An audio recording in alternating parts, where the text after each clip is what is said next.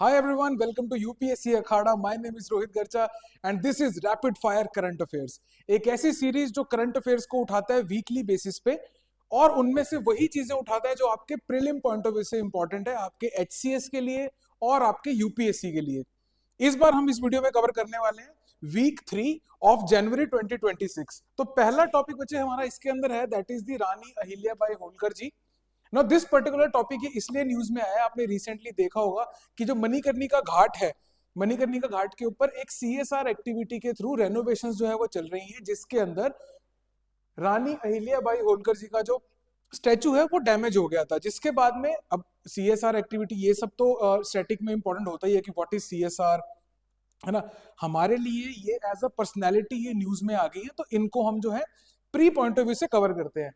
No first of all अगर हम रानी अहिल्याबाई होलकर जी का बैकग्राउंड देखें तो इनकी जो बर्थ डेट है दैट इज 31 मई, राइट. कहां पे? आपका अहमदनगर, महाराष्ट्र के अंदर. ठीक है बच्चे, अगेन ये एक फैक्चुअल चीज है, आपसे जो है आपके प्री के अंदर जो है ये डायरेक्टली सवाल आ जाता है. एचसीएस और जो स्टेट एग्जाम्स हैं, चाहे वो ग्रुप ए ही क्यों ना हो, देयर इज अ टेंडेंसी कि वो डेट ऑफ बर्थ वगैरह पूछ लेते हैं. तो जिन भी पर्सनैलिटीज की जो न्यूज है वो कवर हो चुकी है और वो इंपॉर्टेंट है, तो वहां पे हम उनकी इतनी बेसिक डिटेल तक इंफॉर्मेशन निकालते हैं बच्चे. ये इनका फादर्स नेम है बच्चे, Mankoji Rao Shinde, right. Married to, ये इनकी सारी ये बच्चे फैमिली बैकग्राउंड के हिसाब से है. बिकेम रूलर ऑफ मालवा कब? इन 1767 which is the capital of Maheshwar. ठीक है बच्चे, नेक्स्ट देखिए एडमिनिस्ट्रेशन, अगर गवर्नेंस इसकी हम बात करें, ये अगेन आपका स्टेटमेंट बेस्ड क्वेश्चन जो है वहां पे ये पर्टिकुलर चीज जो है बच्चे वो आपके लिए इंपॉर्टेंट हो जाती है. Known for efficient people centric administration, right बच्चे. Promoted agriculture, trade, law and order. Basically ये अच्छे रूलर्स में से आते हैं. मैं अगर आपको बहुत आसान भाषा में समझाऊं तो जो इनका टाइम पीरियड है 18th सेंचुरी, जोन सी भी प्रॉब्लम्स उस जमाने में थी ये आपको ऑलरेडी पता है, उन्हीं प्रॉब्लम्स का सॉल्यूशन एक अच्छे रूलर ने दिया होगा. तो इवन इफ आपको नहीं भी पता इनकी कंट्रीब्यूशन, तो भी हम उस जमाने की जो प्रॉब्लम्स हैं उनके हिसाब से सोच सकते हैं कि यार अगर रूलर अच्छा था, है ना, और अभी तक याद किया जाता है, स्टैचू वगैरह बने हुए हैं, है ना, तो क्या किया होगा उन्होंने, वही प्रॉब्लम को सॉल्व किया होगा जो उस समय पे थी. तो आपको अगर सारी चीजें नहीं भी पता, तो भी आप इन पर्टिकुलर चीजों को जो है वो आप ध्यान से मार्क कर सकते हैं, इन इररिस्पेक्टिव कि आपको पता है या नहीं पता, पढ़ा है या नहीं पता है. ठीक है, कल्चरल रिलीजियस कंट्रीब्यूशन देखिए, इन्होंने मेजर टेम्पल्स जो डिस्ट्रॉय हो चुके थे उनको रीबिल्ड करवाया था. इसके अलावा सोशल रिफॉर्म्स में देखिए, मैं आपको बता रहा था उस समय क्या प्रॉब्लम थी, है ना, और उन्होंने किस चीज को अपोज किया. हेंस आपको ये चीज मिलेगी कि opposed Sati, supported women's education and window welfare, right बच्चे, क्योंकि खुद भी इन्होंने इस चीज से सफर किया होगा, दैट्स वाई ये एक मुद्दा इनको ज्यादा पता था. हेंस ये चीज भी हम जो है पर्टिकुलर तरीके से निकाल सकते हैं, क्योंकि इनको विडोहुड मिल गई थी, इनके जो हस्बैंड थे उनकी डेथ जल्दी हो गई थी, तभी इनको जो है पावर में आना पड़ा था. आगे देखिए बच्चे, अगर हम लेगेसी की बात करें तो she has given the model of good governance in the 18th century. 18th century कैसे? क्योंकि यही इनका जो एक्टिव टाइम फ्रेम है वो इनका रहा है. ठीक है बच्चे, आगे चलते हैं. इनमें अगर सवाल आया तो इतना ही आएगा. नेक्स्ट इज आपका बागुरुम्बा ड्वोउ. तो बागुरुम्बा पर्टिकुलरली एक डांस फॉर्म है. ठीक है, ड्वोउ हम कहते हैं लोकल भाषा में वहां पे कि ये फेस्टिवल है, तो एक डांस फेस्टिवल, डांस कौन सा? बागुरुम्बा. ठीक है बच्चे, आइए देखते हैं कहां पे है ये Bagurumba. Is a cultural celebration, है ना, centered on Bagurumba, the traditional folk dance of the Bodo community. देखिए तीन के तीन फैक्ट जो हैं आपको यहीं पे मिल गए हैं कि क्या है, एक कल्चरल फेस्टिवल है, कहां पे, क्या नाम है उस डांस फॉर्म का? बागुरुम्बा. किनका है? आपकी बोडो कम्युनिटी का है. और कहां पे है ये बोडो कम्युनिटी? आपकी असम में. The Bodos are the largest plains tribe. ये इसके साथ में अटैच्ड एक फैक्ट है बच्चे, Bodos are the largest plain tribe जो कि प्लेन्स में वहां पे रहते हैं of Assam and are recognised under the 6th schedule of the constitution. ठीक है बच्चे, अगेन ये वाला जो पर्टिकुलर पॉइंट है ये आपके प्रीलिम के अंदर डायरेक्टली जो है वो पूछा जा सकता है बच्चे. ठीक है, नेक्स्ट इज जो इंपॉर्टेंट चीज है that is the Bagurumba dance in itself. No Bagurumba dance की अगर हम बात करें, this is also called the dance of butterflies. ठीक है, अब ये सीधा फैक्ट आपसे पूछा जाएगा, which one of the following dance forms is called the dance of butterflies. तो वो चार आपको नाम दे देंगे, जिसमें से एक आपका बागुरुम्बा जो डांस है वो यहाँ पे ये पर्टिकुलर डांस उसमें होगा. एक फर्दर स्टेप इसके ऊपर सवाल पूछा जा सकता है कि ये कौन सी कम्युनिटी से लिंक्ड है। ठीक है, जैसे उन्होंने बागुरुम्बा डांस दे दिया, recently heard in news is associated with which of the following tribes या which one of the following communities in India. ठीक है, वो सवाल आ सकता है। इसके बाद में स्टैटिक सवाल आ जाएगा, वो मैंने आपको यहाँ बता दिया कि कहाँ पे है, असम में है ना, 6 शेड्यूल में है या नहीं है। ठीक है बच्चे, तो इसके अलावा यहाँ पे और कोई सवाल जो है वो बनता नहीं है। थोड़े से और पेरिफेरी सवाल हैं जो आपकी यूपीएससी पॉइंट ऑफ व्यू से इंपॉर्टेंट हो जाते हैं। That is this is perform primarily by women wearing traditional attire which is called Dokhona. ठीक है, तो ये आप ऐसे भी याद रख सकते हो कि यार इतने सुंदर कपड़े पहने हैं, इसको प्लीज देखो ना, है ना, तो डोखोना से आप इसको याद कर सकते हैं। Again these are certain tricks.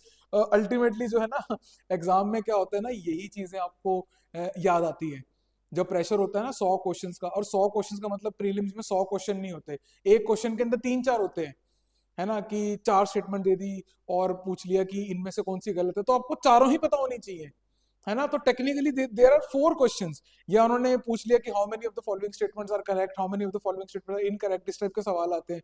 तो इसमें एक सवाल में एक सवाल थोड़ी होता है, एक सवाल में ज्यादा होते हैं, है ना। अकम्पनीड बाय मेल म्यूजिशियंस, है ना, तो जो परफॉर्मेंस है वो फीमेल कर रही है और जो म्यूजिक है वो मेल्स के थ्रू आ रहा है। ये आपके जो है वो ड्रम्स हैं, जो इंस्ट्रूमेंट्स जो यूज होते हैं, हालांकि this are not that important, just एक बारी नजर घुमाने वाले हैं ये।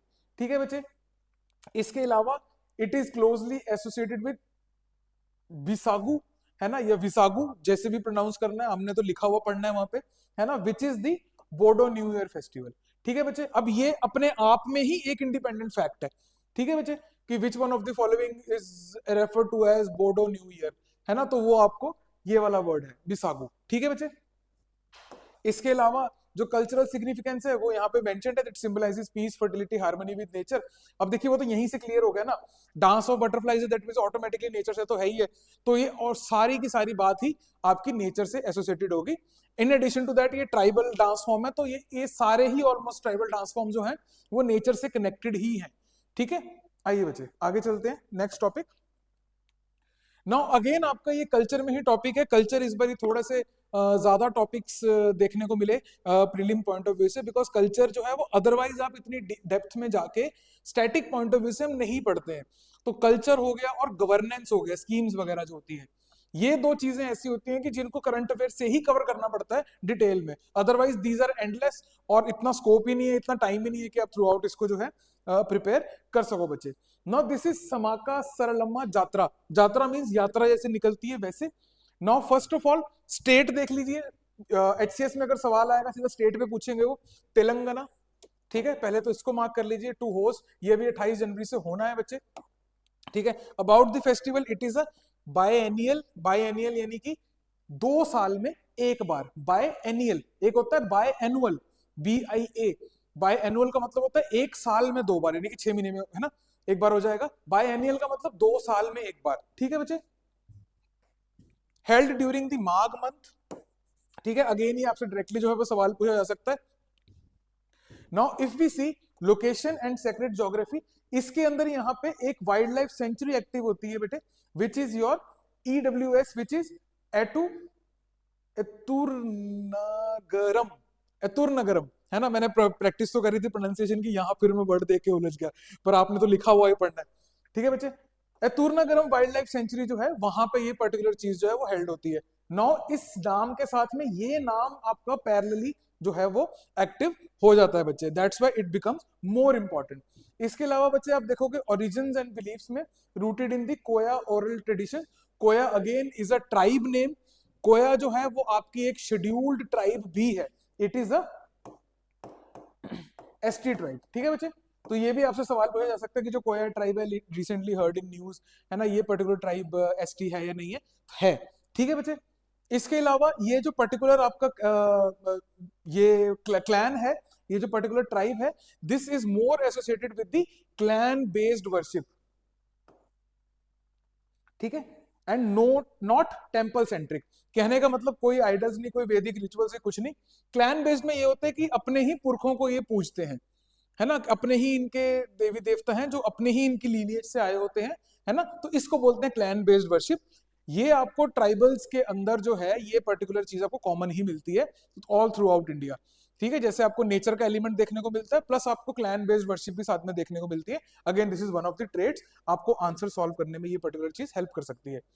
नेक्स्ट पर्टिकुलर टॉपिक जो है बच्चे, दिस इज ऑन इकोनॉमिक्स।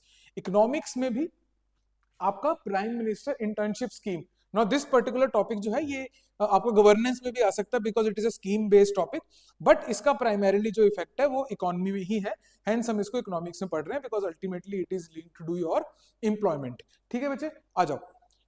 क्यों हम इसको न्यूज में पढ़ रहे हैं वो ये है कि इसका जो है एक अंडर यूटिलाइजेशन ऑफ फंड्स जो है इसमें देखने को मिली है।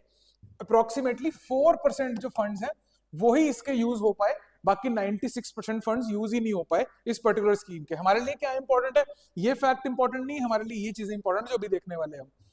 नाउ फर्स्ट ऑफ ऑल कब अनाउंस होती है, 2024 2025 में। नोडल मिनिस्ट्री देखिए बच्चे इसकी एक बार, ये आपके लिए इंपॉर्टेंट है।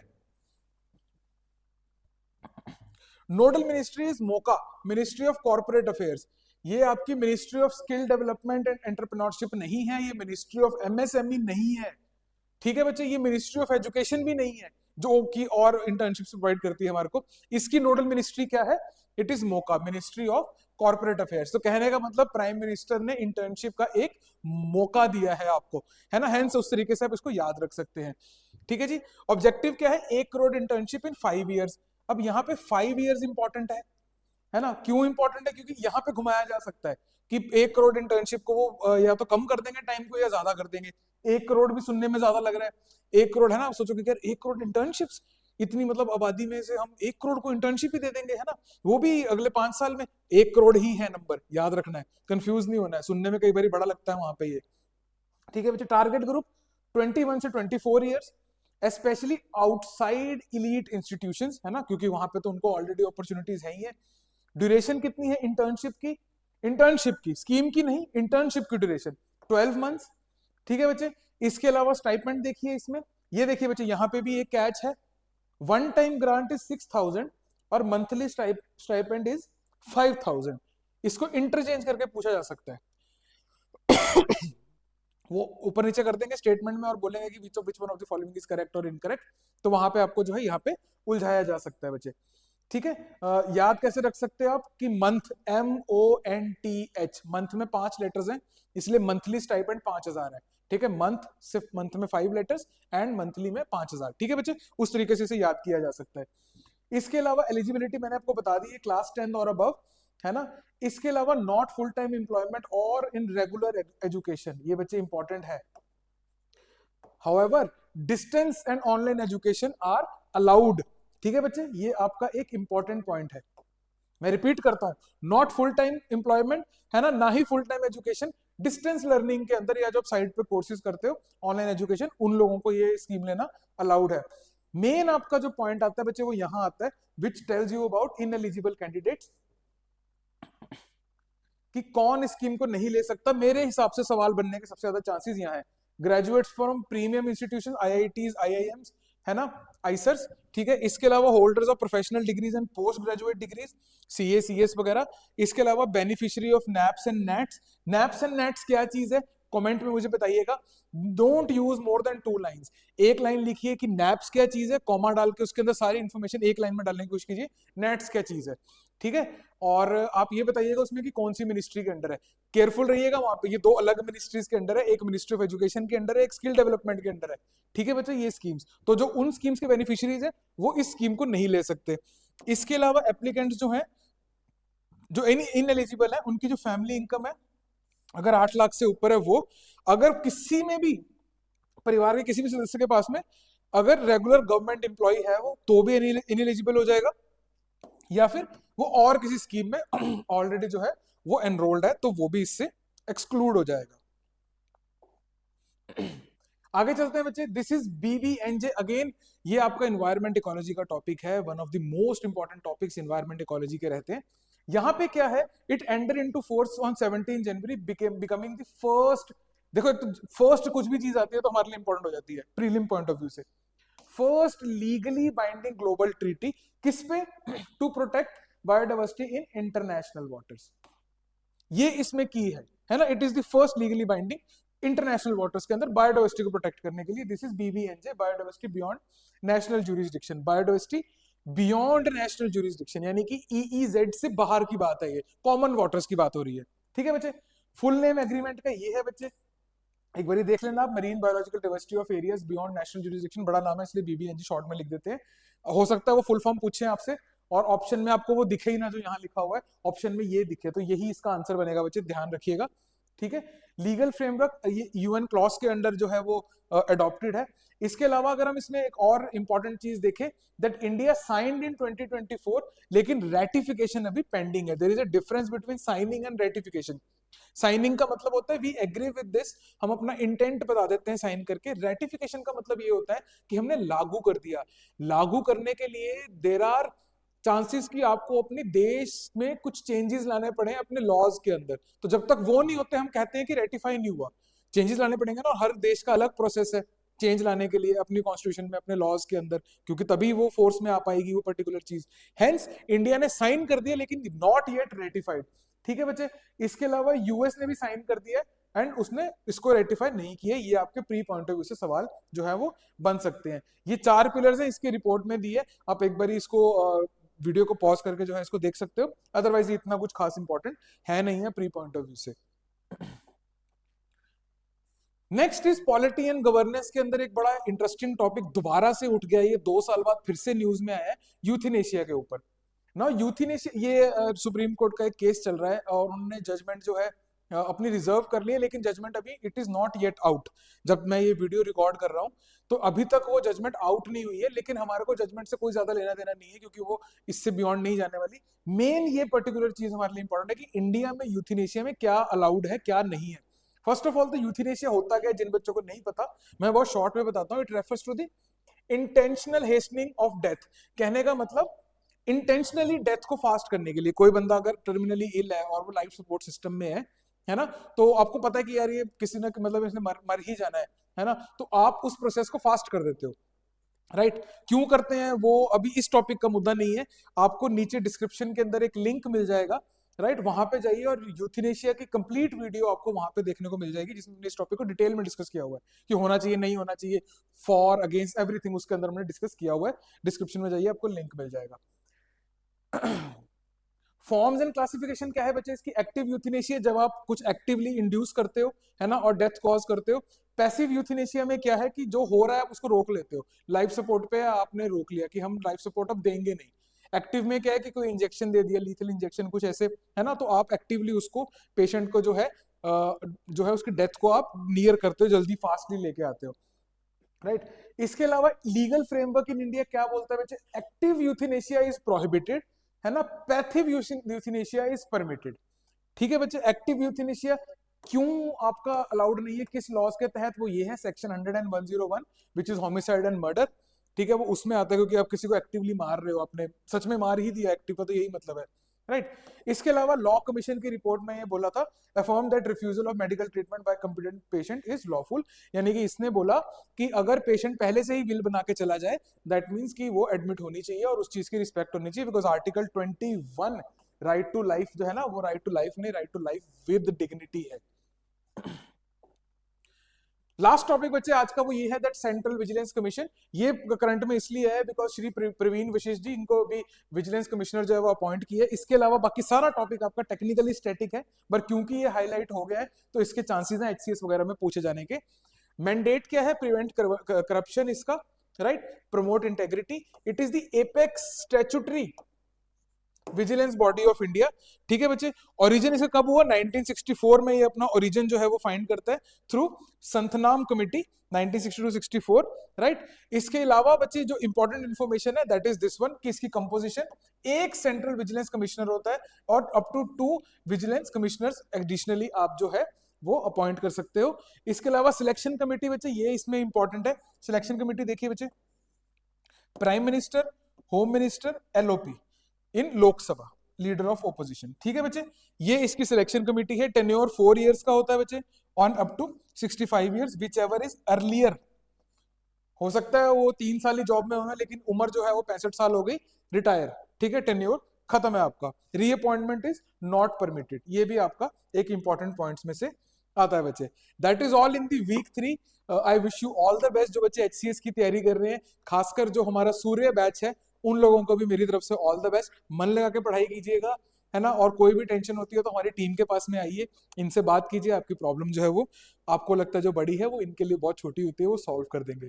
Thank you so much for watching. My name is Rohit गर्चा and this is UPSC Akhara.